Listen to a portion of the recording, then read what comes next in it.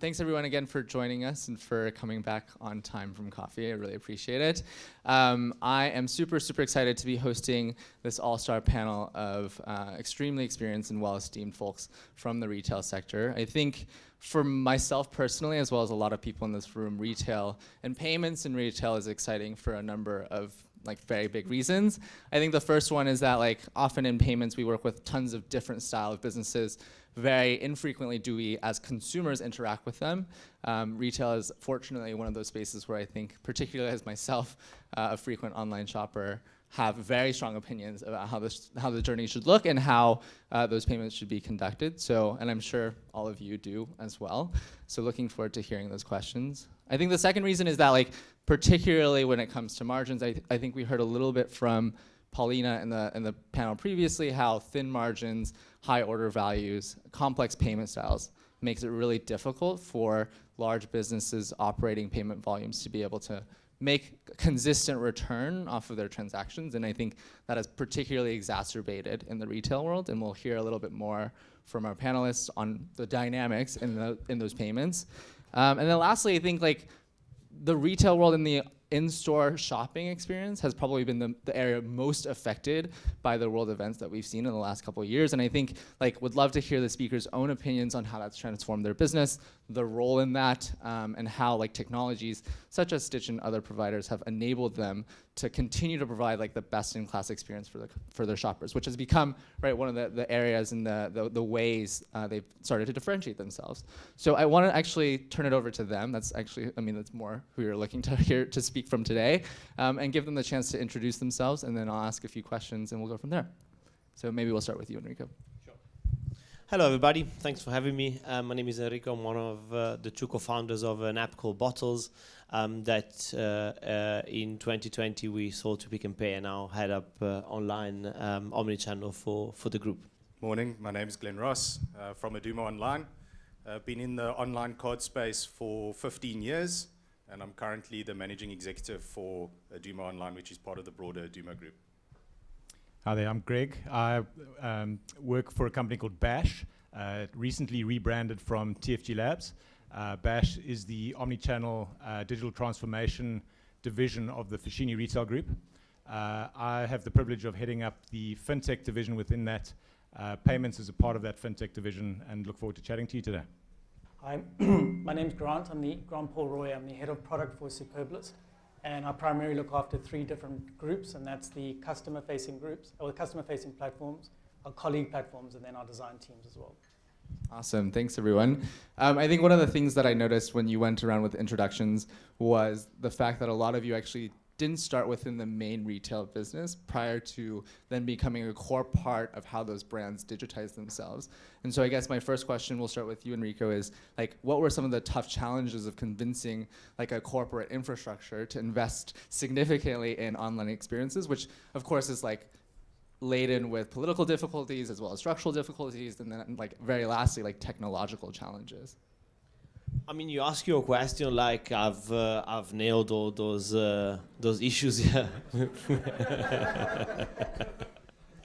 Look, it's been a journey, right? So I guess that if you look at where Pick and Pay was coming from, 20 years of online actually, right? So online had started already in some shape or form, but I think that the absence of a big black swan event like COVID meant that it was always this half a percentage point on turnover, and nobody really cared about it, right? So I think that the first starting point of that change was we showed some initial traction with Bottles with independent liquor players, and then we went to Pick and Pay in about 2017 and we said, give us the first piece that helps us make this experience for customer really good, which is a ERP integration, right? We need to know how much stock you have, where you have it, what's the price at every store, twice a day, so we can tell you, yes, you can have your Gordon's and tonic because I know I have 23, right? That was, I think, the first step of getting the big retailer to start seeing their opportunity. And the change, or not the change, but the first step there was you could see instantly the difference. The 4 stores that we started piloting with, in the first month, they had achieved a growth rate which was equal to their target for the year. So they were like, hold on, there's something here, right? So, and we scaled that to about 60 stores, and we were carrying on. But as is anything in retail, it lost a bit of steam. It was like it was running, but it wasn't, scaling, right? And then COVID, I think with COVID, we went from having a business that everybody wanted to partner with to have no business and 35 people and a bunch of employees that said, what are we going to do now? So we kind of had that next step to pivot to grocery and being able to to pivot and to offer customers something that we really needed at that time. And I think from there, we sold the business, and we started, I think, properly fighting the structural challenging of a retailer needing to transform. But I think probably with the advantage of coming from an entrepreneurship side and not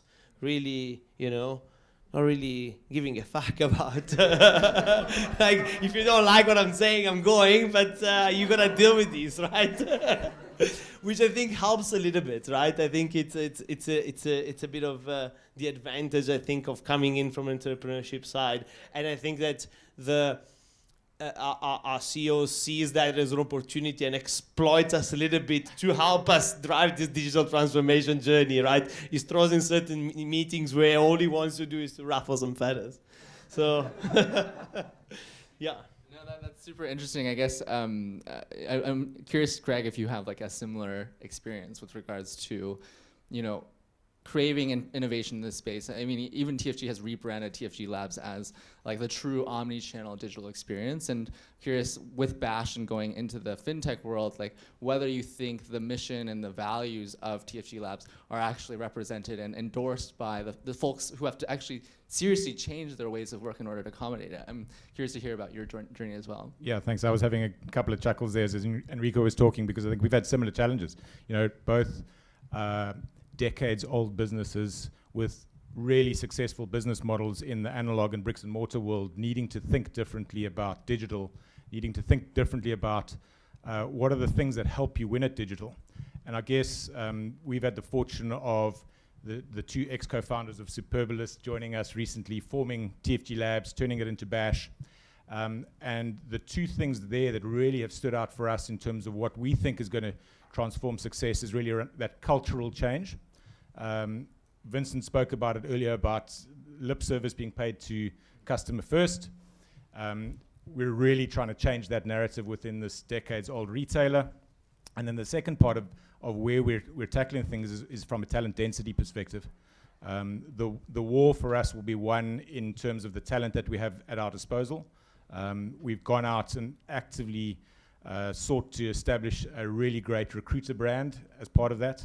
And ultimately, the groundswell of impetus and momentum that we attain in Bash will infect the host, and that is ultimately the strategy.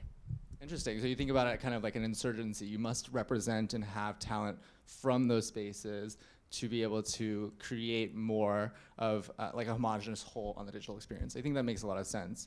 And so like against that, I'd love to actually also ask Glen, like I know Adumo has only very recently, over the course of the last year, like started to prop up a digital offering for merchants in a traditionally offline processing space. So curious to hear a little bit more of your opinions on how it's been not only like doing this yourself, but also then convincing merchants like TFG or Pick and Pay that they must like similarly invest in these experiences.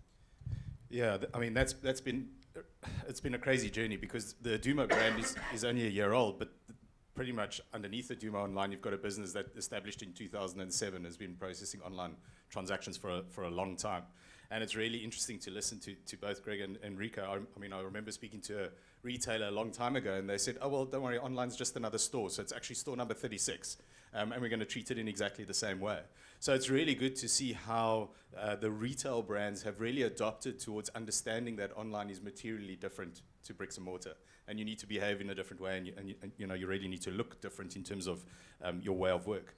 From an online perspective, I mean, what we've had to do is over the years is as the technologies are evolving, and as consumer demand is increasing, so you get a consumer maturity, and in South Africa, e-commerce really is taking off now.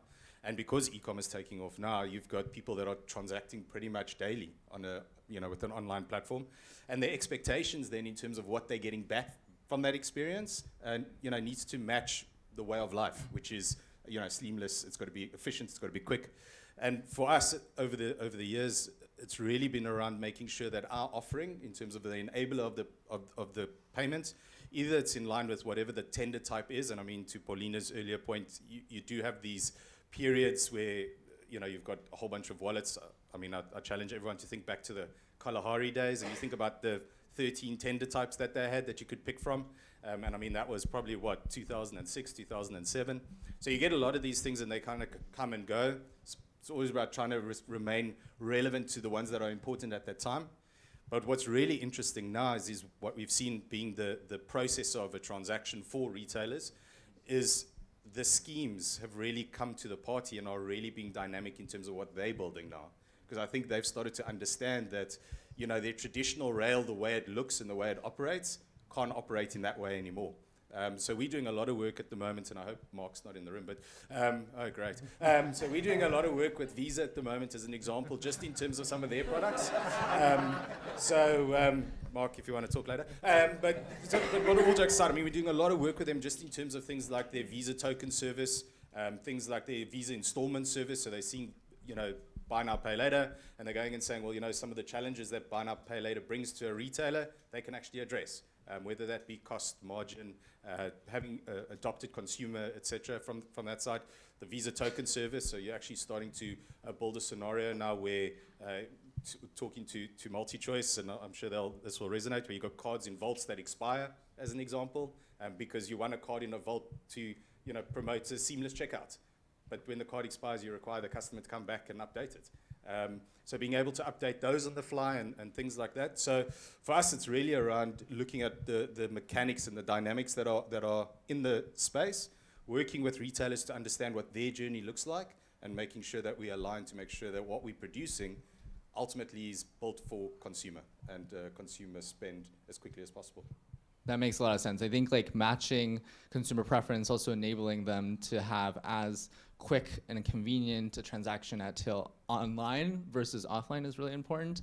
I know that, Grant, you've probably been sitting this entire time listening to how these traditionally brick and mortar businesses have adjusted to the digital flow, but of course at Superbalist that's always been one of the core considerations. So I guess actually two questions for you. My first one is how have you thought from the beginning, but also now, how design plays a role in enabling people to check out quickly, to be able to convert quickly? And then secondarily, how do you think your peers on this panel are doing with regards to bringing that digital experience to their storefronts? So, sorry. So one of the great things about it with us being digital natives as a company is that we know where we are, and we've got a lot of data and a lot of historical data. And now, I mean, I'm new to Superbalist. I've only been there for 6 months. But one of the things that I think is remarkable what they did was they didn't look for another person that just came from the retail market.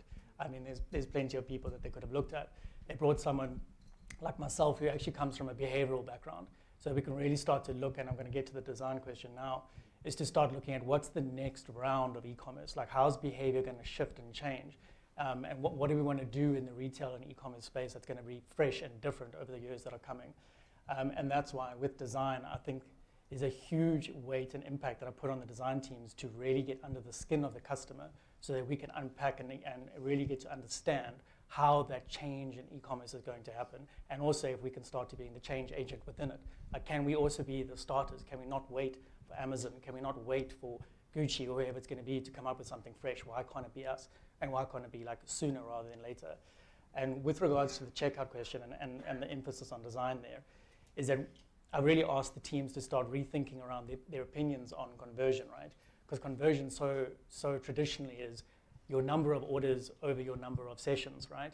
And that just places such an emphasis on order per session, and your focus then is on sessions and not on people, right? So your conversion rates are all going to vary. So let's just assume your conversion rate is 5%. 5% means that of every 100 sessions, only 5 people place an order. And then therefore you start looking at the other 95% of sessions as a failure, but you're not looking at the intent of the customer when they arrived. And perhaps, potentially, it's not one session that makes a customer. Perhaps it's many sessions, and that overall turns out to be much more revenue. So we're trying to shift away from conversion and trying to shift towards things like revenue per visitor, because one session is just a session, but many sessions becomes a relationship. And that is in with design. I was speaking to Justin a little bit earlier.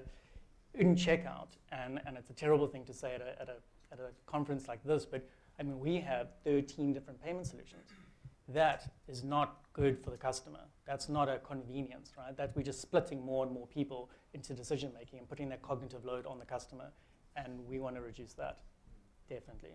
And design will be responsible for it. Yeah, makes sense. And then coming back to the second question, because I noticed you conveniently skipped that. Like, how do you think? And sorry to put you on the spot, but I honestly do want to understand and get your sense of like, how do you think other businesses are doing now, those that are less digitally native in nature, like to adopting the same fundamentals in design or conversion and making it a priority for them organizationally as they think about their payments experiences?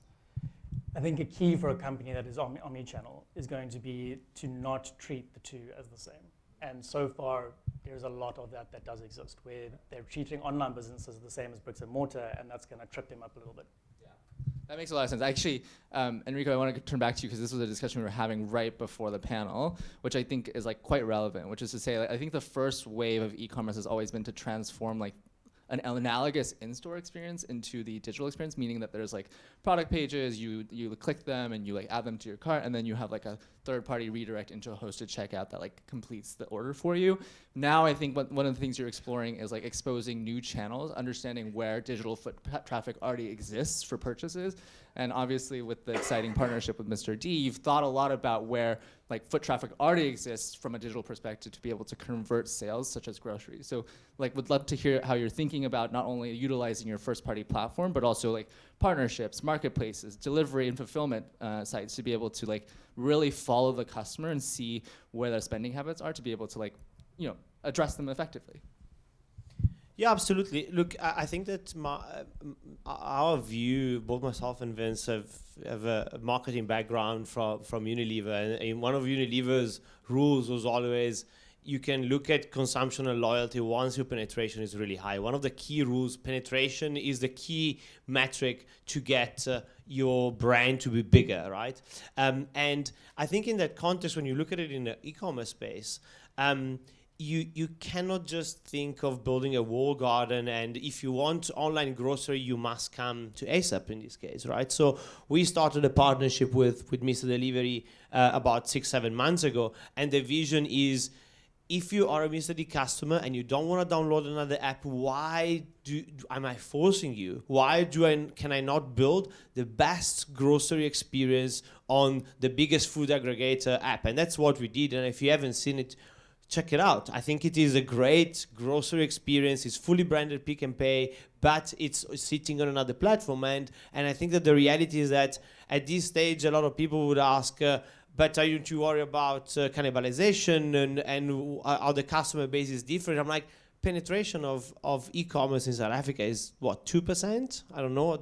We probably don't even know the actual number, right? I don't think it's the stage to be asking ourselves whether we are cannibalizing a few customers. We are in the space where we need to get more people to switch from offline to online, and the experience we're going to give them, the point of differences on the different platforms are going to have is what is going to define who uses what, right? But we've done this first piece with the Take A Lot group. We have our GMD platform now on as Pick and Pay on Take A Lot.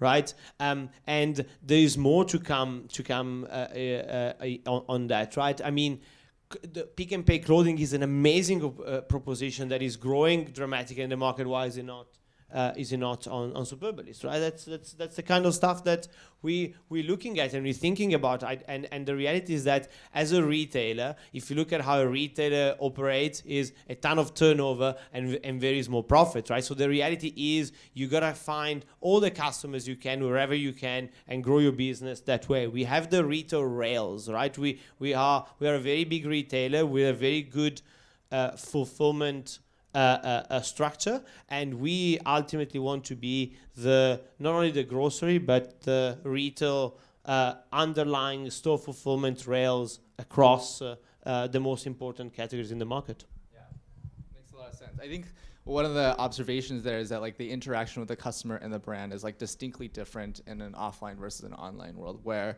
I think in online there is just far more competition, it is far more open, and thus like the experiences must be more compelling in and of itself, rather than convincing people to walk to your storefront and shop within it, right? And so I think the question that I have in follow-up to that, which is probably most relevant to Greg in terms of like how you think about payments, not only for one brand but for a set of brands, is that like traditionally, a lot of large e-commerce companies will still use, right, like hosted payment pages and things that don't feel really brand-centric with regards to their payments flow. Like now that you're operating across like tons of different stores, tons of different brands, right? Like how do you make sure to keep the cohesiveness of the brand experience, that the kind that the customer would get in store, in your online checkouts and your online payments? Thanks, Andrew. I think first of all, we're really at the formative stages in thinking about experience between digital and online analog, and certainly from a payments perspective. Payments rails for offline and for online are completely different. The experience is completely different. So the first part of what we believe we should be tackling is trying to create that bridge between the digital and the offline world. We see the huge opportunity of our 3,500 stores out there. Enrico was talking about it, 95% of our customers shop in bricks and mortar and don't shop online. We know that a customer that shops in more than one channel is multiples more valuable, and they typically have a better experience and they're stickier. So the opportunity for us is to think about how do we create that bridge between digital and analog. We see that coming into play ultimately through the consumer app that we'll be launching, the payment options that we'll be able to create for them, the seamless interaction between a digital purchase history and behavior and an offline behavior. And right now, those are two distinct worlds. And so there's a lot of work to undo those years and years of plugging a digital business on top of an analog business. And effectively what that's resulted in is operating models and systems and processes that essentially duplicate everything for digital. Instead of thinking about it right from the ground up, outside in, customer first, what do we want that experience to be? Okay, let's go rebuild some of those capabilities. Yeah. How that translates into payment is I mean, we've still got 12 million pieces of plastic floating around South Africa from our loyalty customers, from our TFG account customers. It's insane in these days that we've still got that amount of plastic floating around. We should be trying to convert those customers into a digital experience. And yeah, that's the goal in the next few months. Yeah, I think like payments and loyalty are like hand in hand, right, when it comes to online payments and online incentivization for customers to transact in your environments. And so I think like one of the things that I was really excited to hear from Glen when we were speaking about maybe a year ago was the things that Adumo is thinking about in the like digitally enabled offline space, which is using digital or online technologies to make like in-person payments much more seamless. I was wondering, Glen, if you could share some of the innovations that you're thinking about with the crowd. Yeah, it's an interesting one, and listening to the retailers, I'll just make reference to somebody like a Yuppie Chef and see what they've done. They were one of the first to truly introduce endless aisle into the physical realm, and that's primarily because they made the jump the other way, right? So they were digital native, and then they moved into bricks and mortar.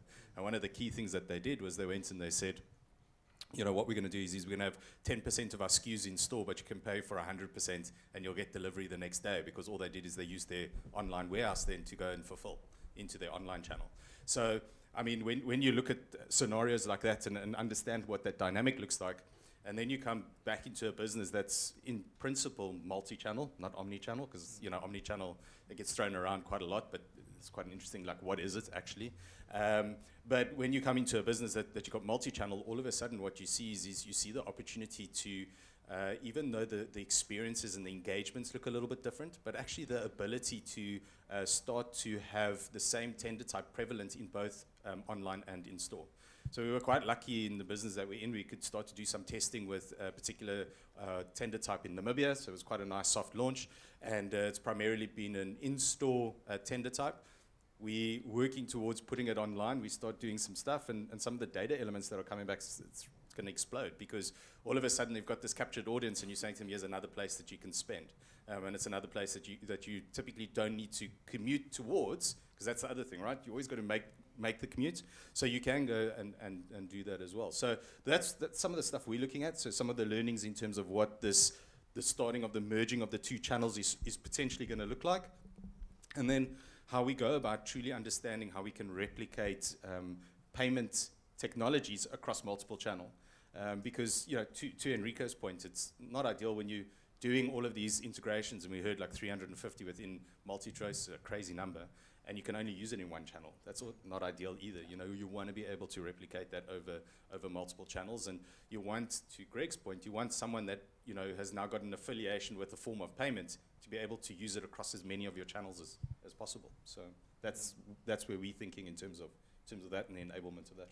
Yeah, I love that, actually, the example of Yuppie Chef, because I think it's really relevant, and specifically around like brand building in the online space and translating that to like more share of mind in the analog space. I'm wondering if that's something that like you're considering, Grant, in the Superbalist world, right? As the online space and the like shopping cart for online customers becomes more competitive, right? What are ways that you're thinking about maintaining share or otherwise providing services so as to keep your customers coming back to your storefront? Sure, let me just whip out our strategy pack and share it with you. At a high level. Like. We're looking at all opportunities, and like I said, we are definitely trying to look at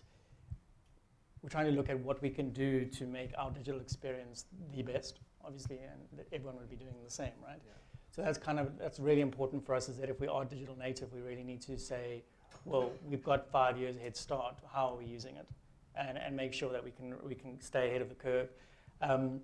Omni-channel gets thrown around, but it's very difficult. I mean, I know Yuppie Chef did it, but it's very difficult to go the other direction, because just as Bricks is struggling to get into omni-channel, into digital, we would struggle to go the other direction.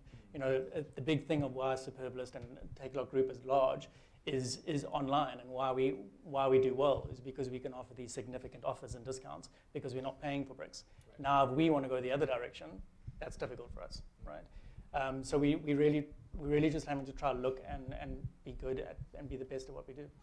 But there was something that came up, that like a theme that all of us are talking about, what I actually just wanted to ask about was, you know, you talk about like Mr. D and delivering groceries and stuff like that, but and we know about Amazon, and Amazon spend billions to get from 5 days down to 4 days, and they spend even more trying to get from 3 days down to 2 days, and then down to like next day delivery. Yeah. And with Mr. D and with food and with groceries and stuff like that, why can't more be within 2 hours?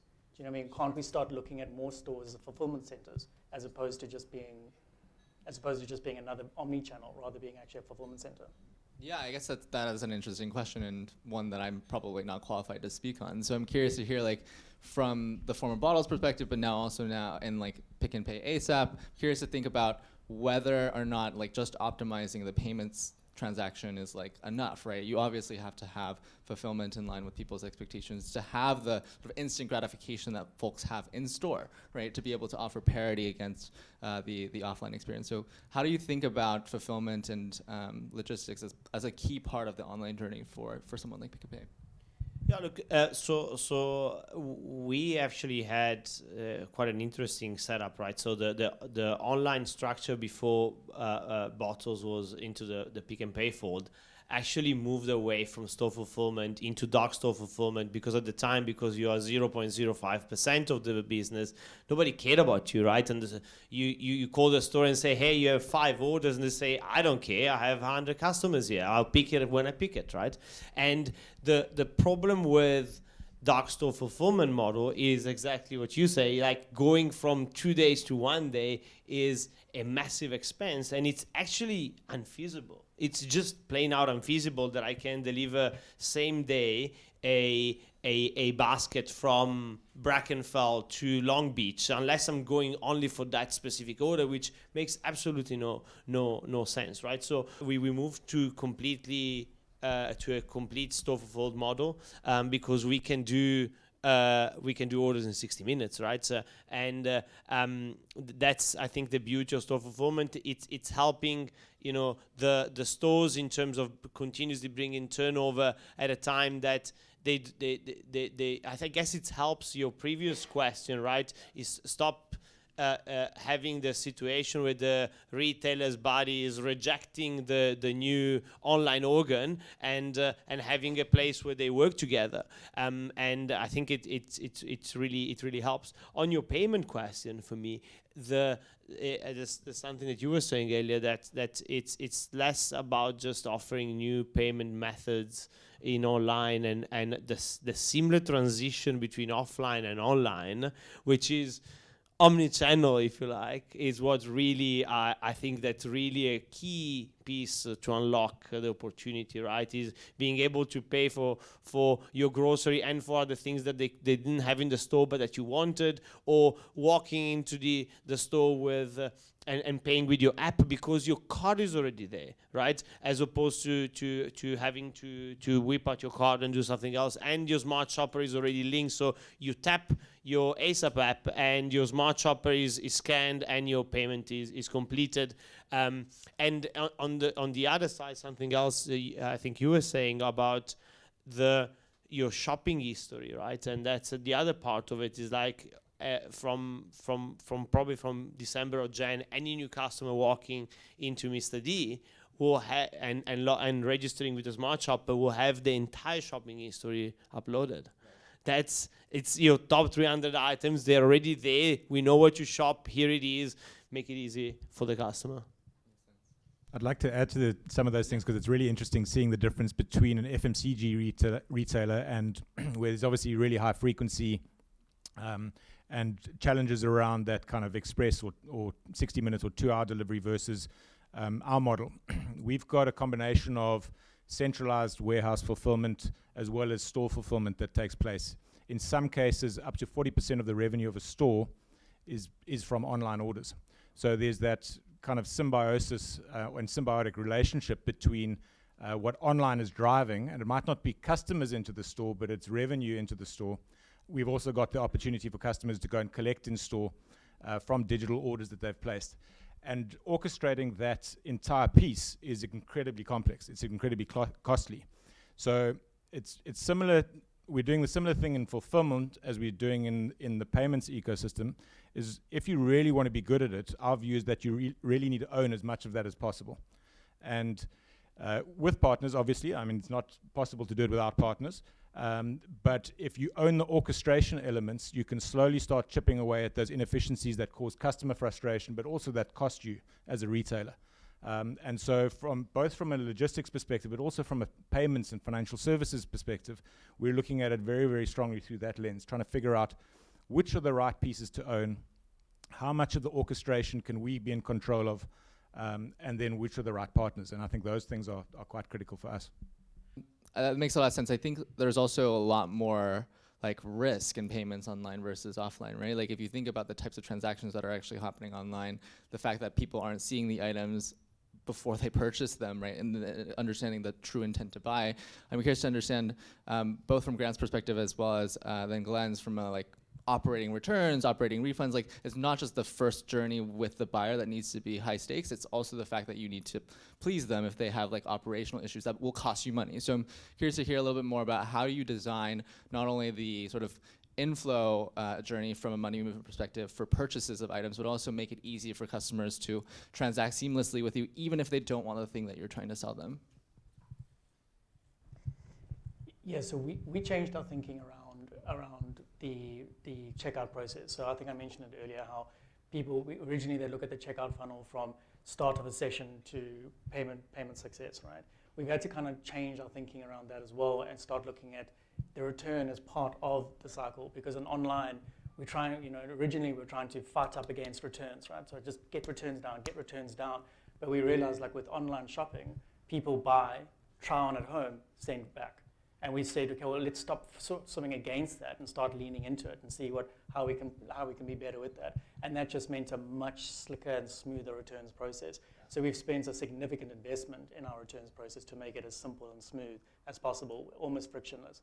and down to even refunds and communications with customers. So it is a monstrous part of our strategy, actually. Yeah, and the first step is like shifting from the mindset to from reducing returns to recognizing that like increasing returns as people shop online purely will become like And just a giving them the reality, confidence. right? Yeah, exactly. Because exactly. if I'm like, what if I don't like it, and then I've got this fear, then I'd rather just not buy it. Exactly. Whereas if you say, no, if you don't like it, just return it, then they potentially shop and they buy more, right? So Right. as long as you're buying 5 items and only returning 3, we're good. Right.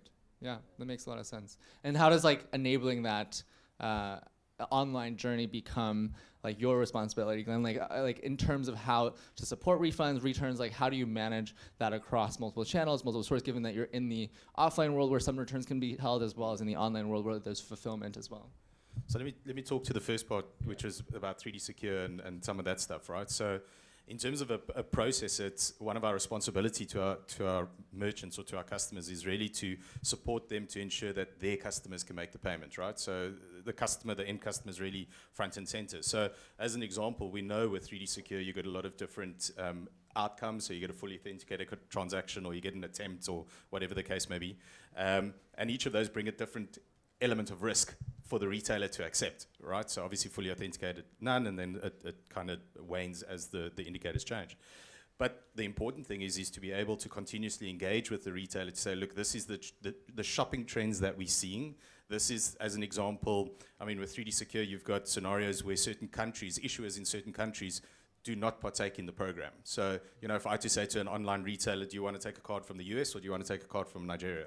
You'd probably say a lot of them would go, oh, no, from the US, definitely, but not from Nigeria.